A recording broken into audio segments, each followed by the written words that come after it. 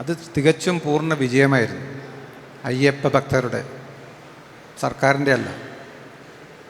സർക്കാർ സ്വയം തെളിയിച്ചു ഒരു കാര്യം: ഞങ്ങളുടെ കൂടെ ഭക്തന്മാരില്ല, പൊതുസമൂഹമില്ല. ഞങ്ങൾ പറഞ്ഞ ഓരോ വാക്കും തിരിച്ചടിച്ചുകൊണ്ട് ഈ കേരളത്തിലോ ഭാരതത്തിലോ അല്ല, ലോകമെമ്പാടുമുള്ള അയ്യപ്പ ഭക്തന്മാരുടെ മുന്നിൽ ഒരു ചോദ്യചിഹ്നമെന്നോണം നിന്നിരുന്ന സർക്കാർ നടപടികൾ എന്താണോ അയ്യപ്പ ഭക്തന്മാർ പറഞ്ഞത് അത് സാധൂകരിക്കുന്ന തരത്തിൽ അത് വിജയിച്ചു. അവിടെയാണ് അതിൻ്റെ വിജയം.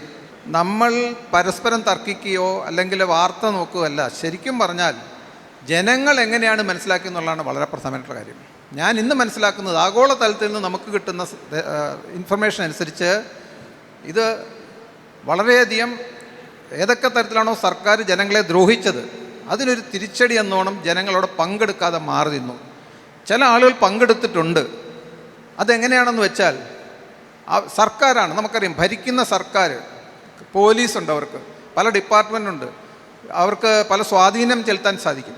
അത്തരത്തിൽ ചില സ്വാധീനം ചെലുത്തിയും ചിലപ്പോൾ ചില ഭീഷണികൾ മുഴക്കിയും അത്തരത്തിലാണ്. ഒരു ഭരണകൂടമാണല്ലോ. അപ്പോൾ ഭരണകൂടത്തിന് ഇത്തരത്തിലുള്ള കാര്യം ബലമായിട്ട് കൊണ്ടുവരാം. അവിടെ ഞാൻ മനസ്സിലാക്കുന്നത് അത്തരത്തിലാണ്. പ്രത്യേകിച്ചും എനിക്ക് തോന്നുന്നു ജോലി ചെയ്യുന്ന ജീവനക്കാർ, സർക്കാർ ജീവനക്കാർക്ക് അവർ പറയുന്നത് കേൾക്കാതിരിക്കാൻ പറ്റില്ല.